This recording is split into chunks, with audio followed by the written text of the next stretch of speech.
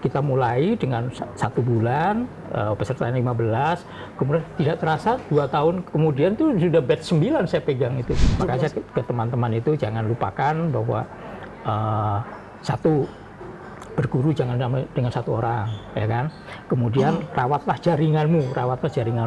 Sebuah buku bisa semua orang senior itu yang saya baca dulu itu yang membangkitkan saya jadi ingin menulis itu kan memberikan utang jasa kepada saya. Saya masa membalas kepada mereka ya udah ini ya, udah selain kedaluarsa juga rasanya kalah mumpuni.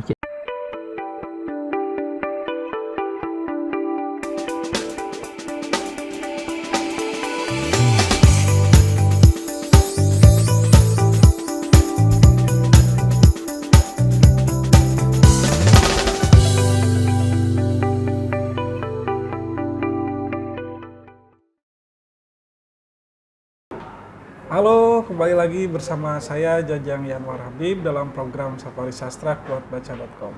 Sobat Baca, saat ini saya sedang berada di Baca di Tebet bersama siapa dia?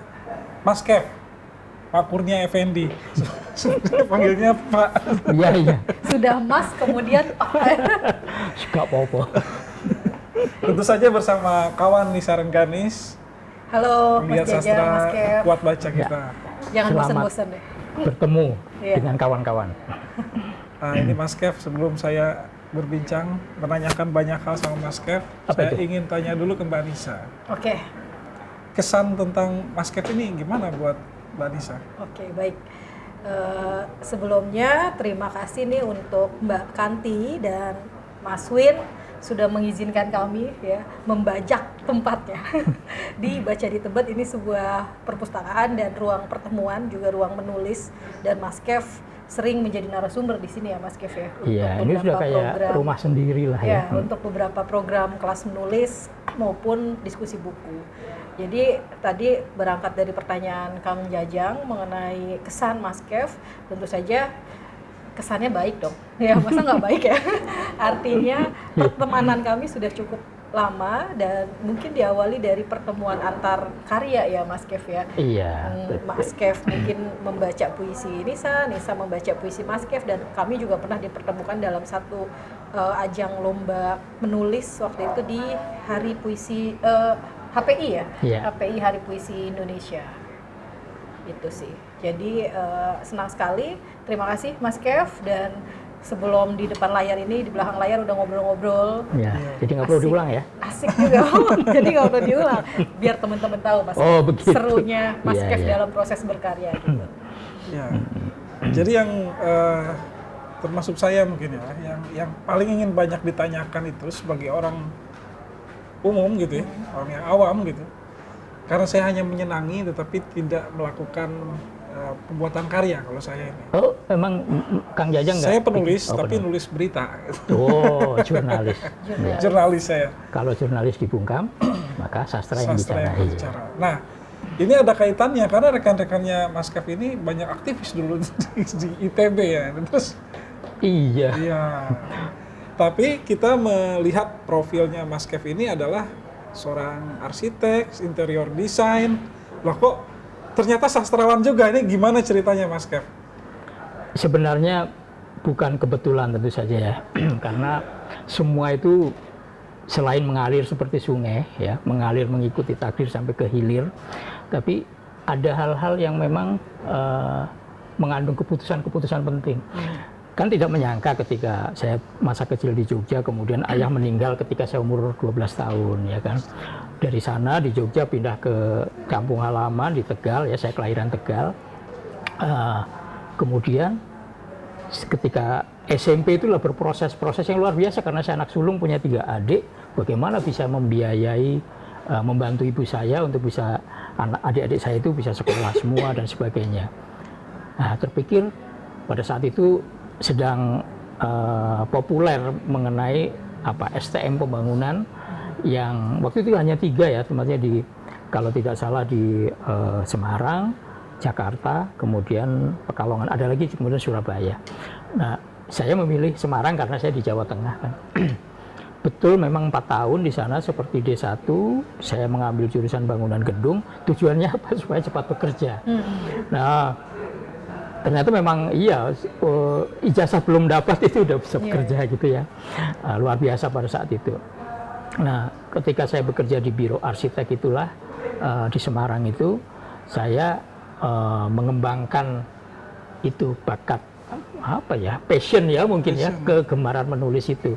Karena begini, pada waktu saya SD kelas 4 di Jogja itu saya berdebat loh dengan guru bahasa Indonesia, bukan guru bahasa Indonesia, karena guru SD itu kan mengampu semua pelajaran. Pada waktu pelajaran mengarang itu, ya wali kelas ya pada saat itu pelajaran mengarang, saya dianggap tidak konsisten katanya. Kadang-kadang pakai aku, kadang-kadang pakai kami gitu kan. Salah menurut mereka. Saya waktu itu yang kalau saya sedang sendirian, saya pasti akan pakai aku. Tapi ketika piknik dengan teman-teman, dengan nenek, dengan itu, ya saya akan bilang kami gitu kan. Menurut saya waktu itu benar. Tapi saya nggak bermusuhan dengan guru itu. Waktu SMP, itulah kemudian ada guru bahasa Indonesia saya ini namanya Pak Susanto, yang kelihatannya mengetahui bahwa ada potensi saya di dunia menulis itu. Jadi ketika ada lomba deklamasi dulu, bukan baca puisi ya. Lomba deklamasi 17 Agustus, saya ditunjuk, kamu Kurnia Effendi mewakili kelas 1A untuk ikut lomba deklamasi. Ya, waktu itu dikasih Toto Sudarto Bahtiar, pahlawan tak dikenal. Juara 1 saya di situ. Nah, pada waktu tahun kedua, kelas 2, ada tugas menyalin puisi Asrul Sani menjadi cerpen. Cerpen saya terbaik menurut Pak Susanto itu. Dibacakan di depan kelas. Nah, sayangnya tidak disebut namanya, kan saya jengkel ya juga. Itu kenapa nggak ngomong bahwa itu karyaku gitu. Waktu kelas 3 ada pelajaran mengenai cerita fantastis, saya menulis judulnya Pulau Timbul Tenggelam, yang penduduknya itu satu semester, bukan semester waktu itu, 6 bulan itu berada di atas permukaan laut, pulau itu 6 bulan berada di bawah permukaan laut, sehingga penduduknya punya dua alam pernapasan karang. Nah, itu kemudian waktu itu kan SMP negeri punya otoritas tuh untuk membuat soal ujian akhir sendiri. Jadi ujian kelas 2 untuk naik kelas 3 itu soalnya itu bacaan bahasa Indonesia itu punya cerpen saya. Saya senang banget. Di situ ya, nasional itu ya? Bukan, mungkin Tegal saja ya, mungkin Tegal saja, karena SMP negeri perintis itu biasanya memiliki otoritas untuk membuat soal-soal itu. Nah, waktu STM itulah saya pertama kali tahun 78 saya mengirim puisi ke majalah Aktuil, puisi beling nih. Terus kemudian puisi remaja ke majalah ke koran Sinar Harapan, sama satu lagi cerpen remaja ke majalah Gadis. Tiga-tiganya dimuat pada tahun itu. Saya pikir ini kebetulan lah ya, kebetulan. Makanya saya harus menulis terus. Bagaimana caranya supaya gampang tembus? Saya mengikuti lomba. Nah, tahun 80 sampai 90-an itu saya ikut lomba, sekitar 30 penghargaan saya pegang ya. Tahun 10 tahunan lah ya, dalam waktu 10 tahun. 8 diantaranya juara pertama. Nah, itu yang membuat orang-orang bilang, Kurnia Effendi penulis spesialis sayembara. Malu kan saya akhirnya nggak ikutan lagi. Itu jadi antara pendidikan kemudian hobi ya, kegemaran itu memang seiring berjalan bersama-sama. Yang tadi dipojokkan oleh takdir untuk menjadi orang yang harus memiliki penghasilan pekerjaan. Nah, kemudian tahun 83 gitu, ini kuno banget ya tahunnya. Tahun 80 lulus itu. 80 lulus STM, bekerja di Semarang di Biro Arsitek. Tahun 83 saya kepengen sekolah lagi, kuliah. Nah, itu yang ITB. Di ITB.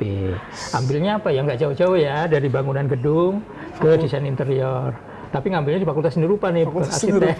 Seni Rupa, karena saya senang gambar ya, saya senang gambar. Pernah di usia 4 tahun itu gambar saya tidak dihapus nih sama kakek di lantai itu, karena sudah mau mati itu pada waktu itu, tifus. Jadi udah gambarnya jangan dihapus untuk kenang-kenangan.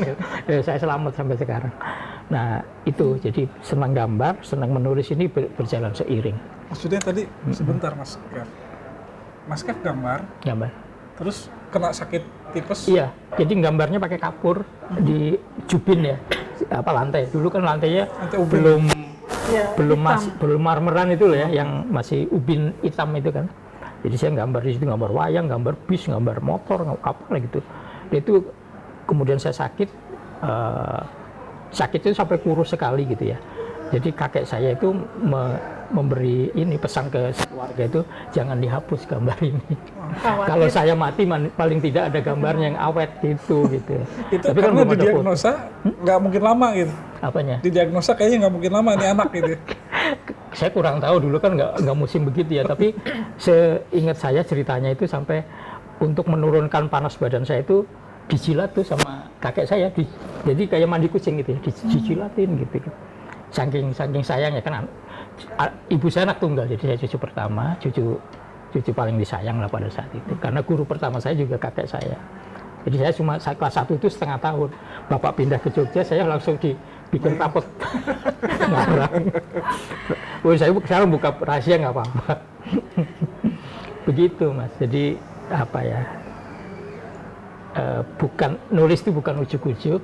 Terus kenapa saya tidak mengambil fakultas sastra atau publisistik untuk memperdalam menulis itu? Saya menganggap bahwa bukan berarti menulis nggak ada masa depannya, bukan. Pada saat itu nggak kepikir ke sana, tapi bahwa ada hal-hal yang saya bisa belajar sendiri dan ada yang harus saya punya guru gitu. Yang teknik ini yang saya harus punya guru. Sedangkan yang menulis itu saya bisa belajar sendiri.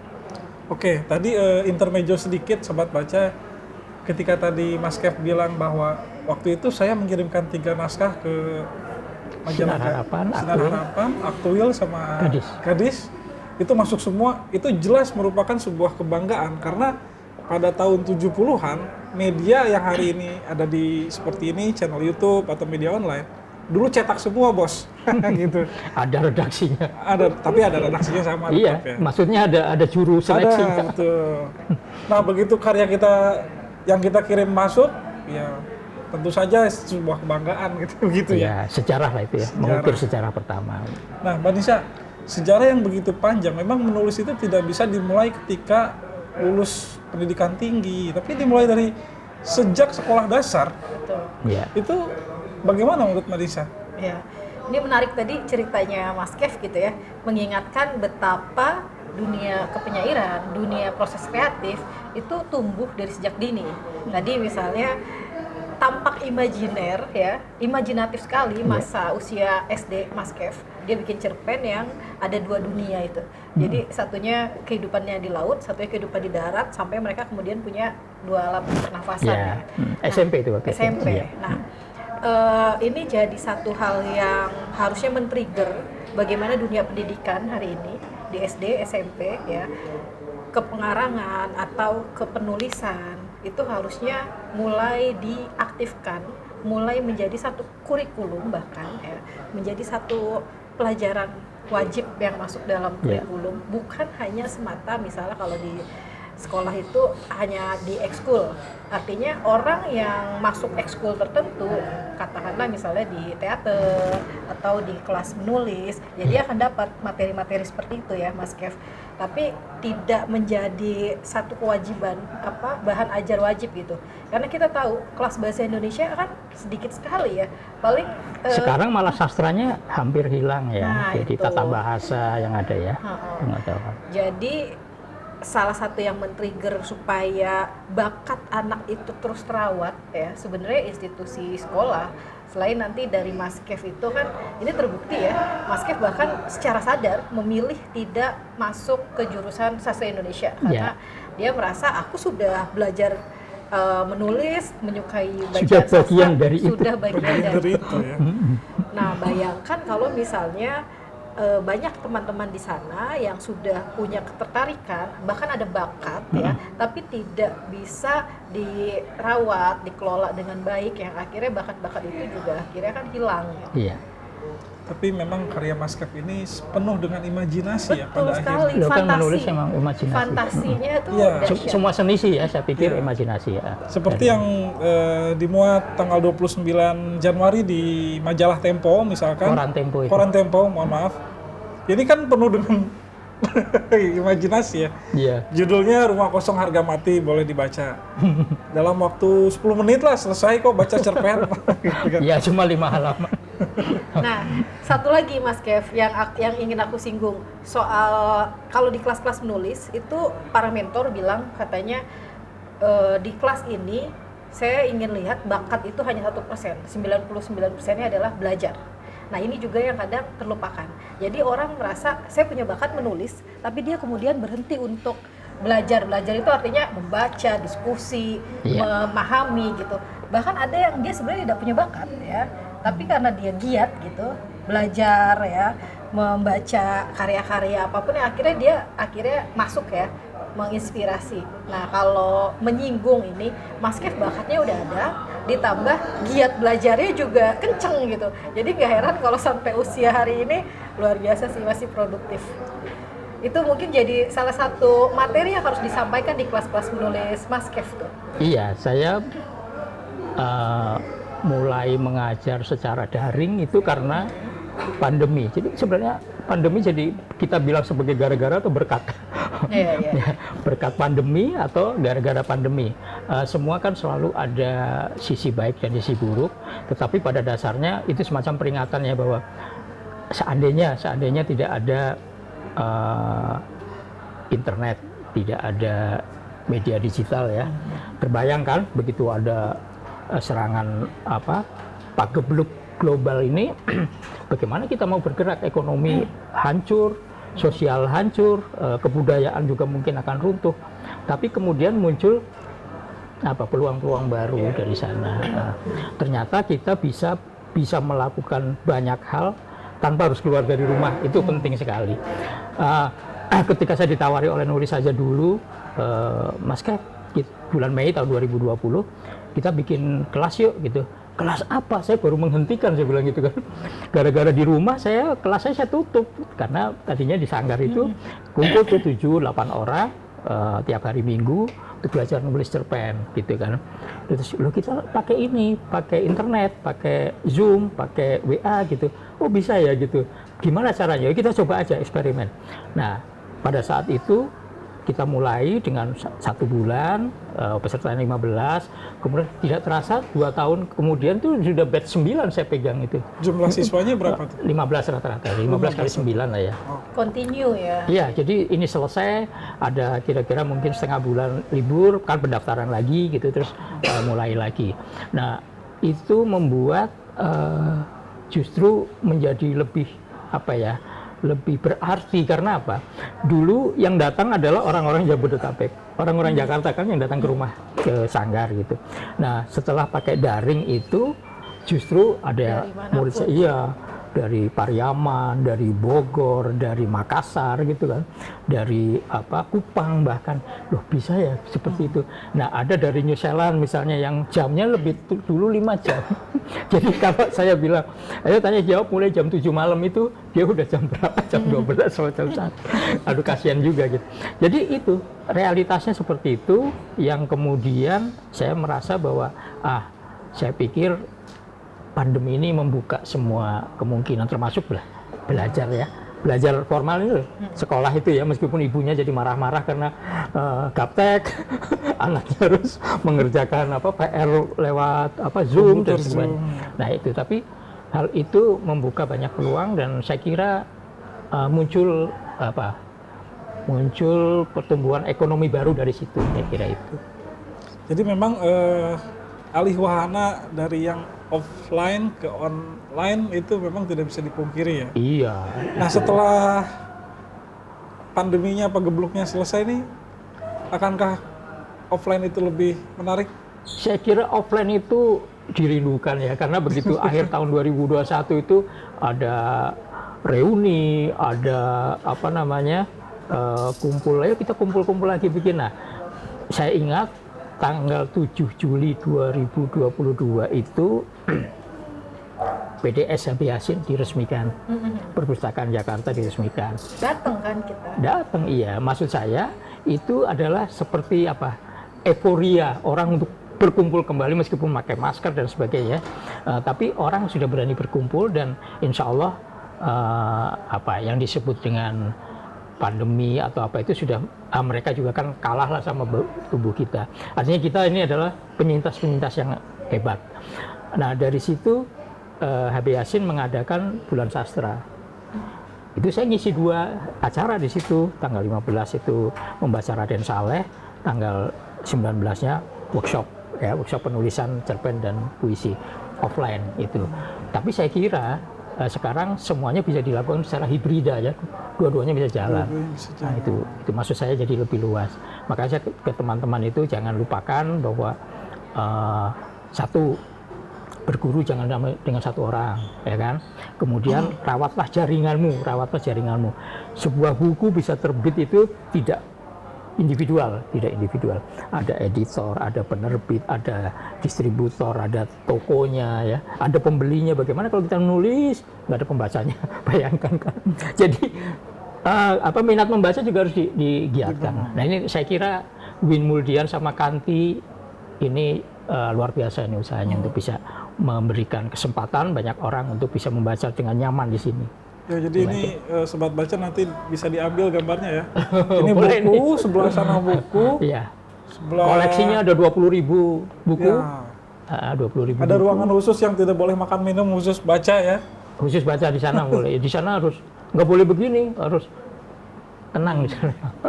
Kalau ini masih semi kafe ya. Ya, ini ruang temu kan, ruang pertemuan. Jadi untuk diskusi, untuk memutar film, untuk menyanyi bisa di sini. Mas Kev, tadi kembali ke kekaryaan. Mas Kev ini punya 25 buku berbagai genre. Ya. Nah, dari sekian banyak karya ini, apa yang dirasakan sebagai manifesto diri?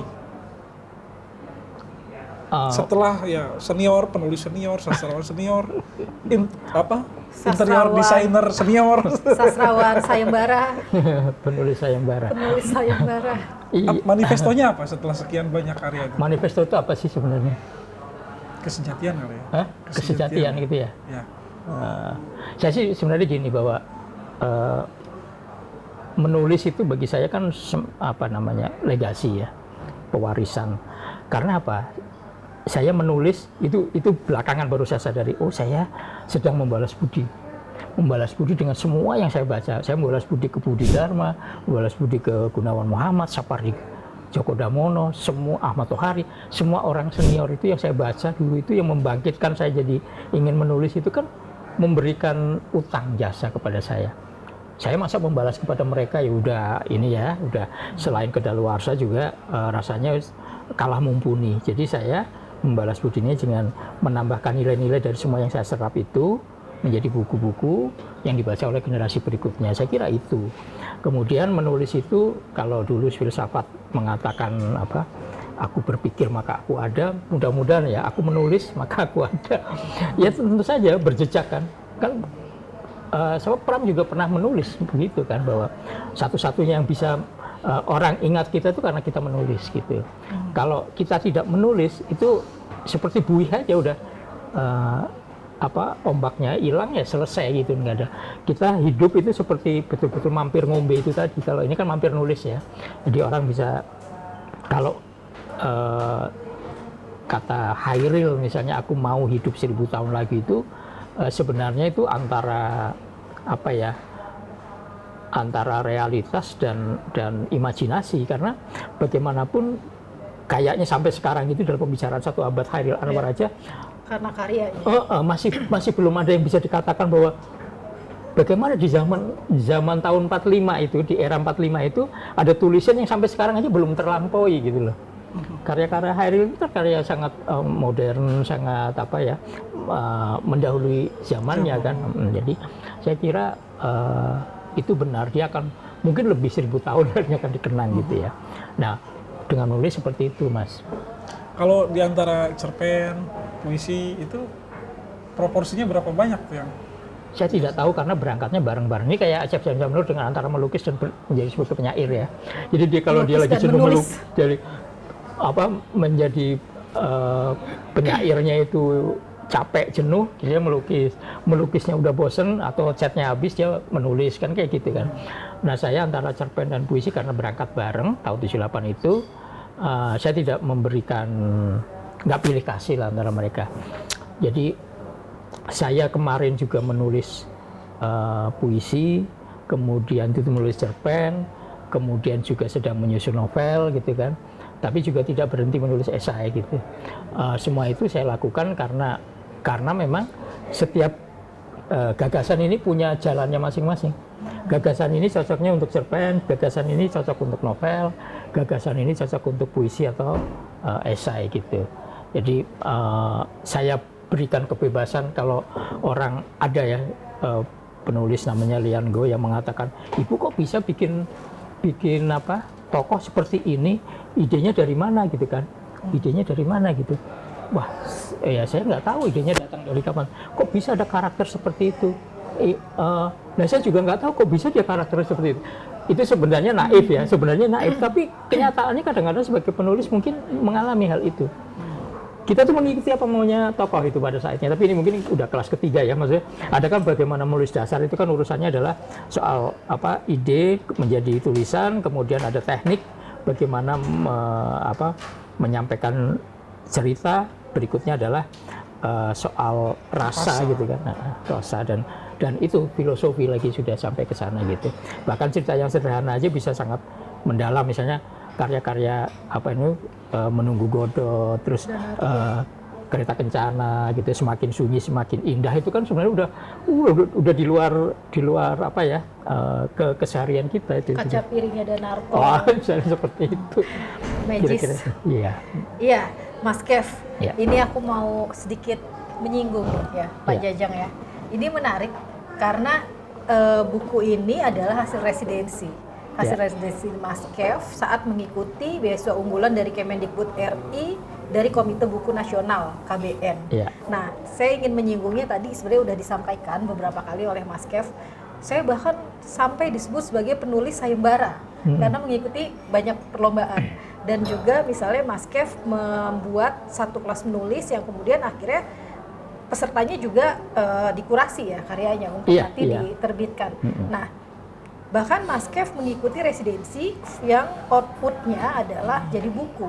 Ya, jadi ada kalau dua, ini sama itu. Apa tuh yang apa tuh Mas Kev? Pangeran dari Timur novel. Ya. Ini di KBN yang tahun berapa? Sama 2017 kan rencananya akan menghasilkan kumpulan cerpen dan kumpulan esai. Jadi harus ada 4 buku lah, maksudnya dari satu residensi. Satu pertanggungjawaban terhadap forum. Sebenarnya pertanggungjawabannya udah ini satu. Luar biasa. Artinya gini, saya ingin menyinggung banyak banget ya formula yang bisa dilakukan untuk men-trigger orang-orang untuk menulis. Dari hal yang paling sederhana ya, dari kelas menulis, dari lomba, dari mengirimkan residensi, bahkan di Baca di Tebet juga beberapa bulan sekali melakukan residensi para penulis dari luar-luar daerah gitu. Nah, artinya kalau formulanya itu sudah ada dan banyak juga yang mengikuti ya, Mas Kev, saya ingin minta pendapat Mas Kev, kenapa hari ini gitu kita masih bisa lihat penulis-penulis yang akhirnya frustasi di tengah jalan atau merasa kecewa di tengah jalan. Ya tadi udah disinggung, kita stres dong sebagai penulis ketika kemudian tidak ada pembaca. Nah pertanyaannya, kenapa harus stres kalau misalnya penulis itu adalah bagian dari passion. Ya kalau tadi Mas Kev bilangnya upaya untuk balas budi, atau kalau saya lebih suka menulis itu sebagai upaya healing ya, upaya katarsis ya. Nah itu gimana tuh Mas Kev? Padahal formulanya banyak gitu. Artinya banyak penulis muda, setengah tidak muda, bahkan sampai yang senior. Kok aku lihat banyak yang akhirnya mensiunkan dini gitu, dari aku udah deh frustasi, aku mau ninggalin jalan kepenulisan, bahkan secara belak-belakan ya mereka mengatakan itu hanya karena perkara misalnya 1-2 bukunya itu tidak laris di pasaran, atau kemudian kecewa dengan proses A, B, C, D gitu. Ya mungkin karena mereka melihatnya kesuksesan Andrea Hirata itu dilihat dari, bukunya meledak, Dewi Lestari, bukunya meledak, Laila Esudori, sampai cetak 57 kali. Itu hari ini melihatnya. Bagaimana Laila menulis juga dari SMP, ya kan gitu. Nah, ketika kita ngomong bahwa saya menulis kok nggak bisa ini, itu aku rasa persoalannya di passionnya. Belum jadi passion itu, belum jadi passion. Menulis dipaksakan karena untuk apa? Mau pamer, saya bisa menulis, ibu rumah tangga, saya bisa menulis. Nggak bisa begitu, karena sebenarnya gini, persis ya, Nirwan Dewanto juga SMP ditemukan bakatnya. Banyak orang seperti itu. Umbu Landuparangi itu pernah cerita ke saya bahwa memang rata-rata penulis yang saya temukan dia sukses hari ini itu menulis sejak SMP. Jadi ditemukan bakatnya sejak SMP gitu kan. Nah, kemudian bagaimana orang bisa senang menulis kalau tidak pernah membaca. Jadi ada misalnya, saya kalau menulis surrealis itu kayak apa? Ya coba lihat, baca Danarto, baca beberapa cerpen Chekhov dan sebagainya gitu, Kafka gitu kan. Itu dari mana ya saya membaca? Nah, itunya saja nggak ketemu. Nah, gitu. Jadi banyak apa namanya hal yang memang, bayangkan kalau seorang chef tidak mengenal bumbu, tidak bisa instan ya. Seorang chef terus kemudian seminggu itu nggak ke dapur, nggak mungkin. Pasti itu yang dilakukan terus-menerus dan bisa dilakoni oleh semua orang dengan pelatihan. 1% tadi bilang bakat gitu ya, 99% itu usaha ya. Nah, itu diceritakan juga oleh Kak Usman itu kan pengarang senior juga ya, yang menulis cerita anak sampai macam-macam. Nah, dari situ juga menunjukkan bahwa tidak ada yang ujuk-ujuk, intinya itu tidak ada yang ujuk-ujuk. Tidak ada yang instan. Artinya kalau penulis saya diterima tahun 78 itu loh, saya dari SD kok mencintai ibu. Yang instan itu berarti cuma masuk sekolah gitu. Karena cuma tes. Ini yang kadang tidak masuk menjadi salah satu materi dalam kelas-kelas menulis. Jadi kelas-kelas menulis, ya teman-teman yang bikin program kelas menulis gitu, tidak cukup hanya di soal materi teknik menulis, ide menulis, tapi itu juga orang kadang-kadang juga bingung menjadi penulis. Untuk melakukan sesuatu yang menurut dia mungkin ternyata kok sulit ya gitu, padahal dimulai saja dari membaca.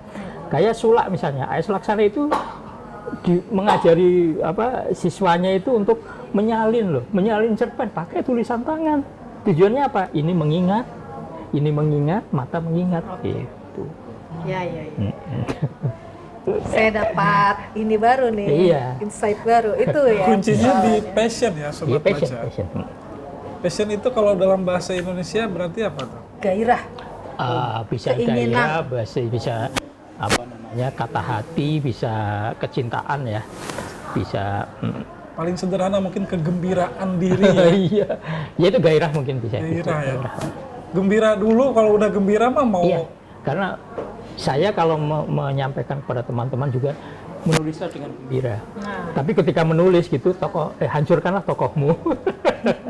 Loh, kalau tokohnya nggak dihancurkan. Ujungnya tragis ya. Oke. Mas Kev, kalau misalkan ada dari sobat baca, saya tertarik ngundang Mas Kev, itu bisa diakses di mana? Instagram ada? Instagram namanya kev_batik. Nanti di. Karena selalu menggunakan batik dan memang necis banget sih Mas Kev. Iya, terus kalau misalnya di Facebook ya Kurnia Effendi ada. Oke. Indonesia ada lagi yang mau disampaikan? Seru. Oke. Apa ya? Apalagi? Saya tuh sering mendengar bagi teman-teman yang melakukan kelas menulis, yaitu tadi. Artinya kelas menulis tidak hanya selesai di bagaimana men-trigger orang-orang itu untuk menulis, tapi juga harus punya ketahanan agar penulis itu punya konsistensi, usianya panjang, ya karena kalau muncul 1-2 kali, kemudian hanya baru satu selesai buku dan dia sudah berpuas diri, kemudian tidak melakukan proses lagi untuk menggali, ya selesai gitu. Nah itu yang barangkali perlu juga untuk masuk dalam satu materi khusus ya di kelas-kelas menulis yang sekarang udah banyak banget deh yang ngadain. Iya, saya juga sampai heran orang-orang pingin pada nulis untuk apa ini gitu. Kadang-kadang heran itu. Dari Mas Kev, ada yang lagi yang mau disampaikan? Saya mau ngomong sedikit mengenai jiwa penulis ya. Jadi seorang penulis itu tidak boleh bekerja berdasarkan mood. Ya, Karena seorang penulis, mungkin seniman juga yang lain, itu menciptakan mood. Jadi begitu. Saya selalu mengatakan kepada teman-teman, pada para peserta pelatihan bahwa jangan menulis berdasarkan mood, karena itu bisa saja moodnya tidak ketemu kan. Nah, tapi ciptakanlah mood untuk bisa menulis. Menulislah agar kamu selalu dikenang. Tadi Ya, iya. pernyataannya Pram. Baik, Sobat Baca, kayaknya kita mengakhiri sesi kali ini dengan mendengarkan, menyimak bacaan puisi dari Mas Kev. Yoi, dah. Kalau baca cerpen panjang ya. Apalagi baca cerpen Kalau 10 baca- menit lagi. Kalau baca cerpen panjang. Oke, Sobat Baca, sampai jumpa lagi di Safari Sastra berikutnya. Ya. Gerimis. Derai gerimis yang menampar kaca datang dari rindumu jauh sebelum hari ketujuh. Berdiam di kamar menghindar dari ingar, gagasan berloncatan menabrak pikiran dan terpilin pada mata yang menatap langit. Abu-abu serupa himpunan debu. Guntur yang terdengar samar, mungkin caramu menegurku sejak aku melangkah dan tak menoleh lagi. Bunga-bunga hortensia di bawah jendela menyambut hujan seperti kasmaran. Burung-burung berkeramas sebelum turun dari pentas. Jika kini kutulis sebuah kartu pos, belum tentu kulayangkan padamu. Ia tahu alamat mana yang dituju. Leiden, 6 Juli 2017. Terima kasih.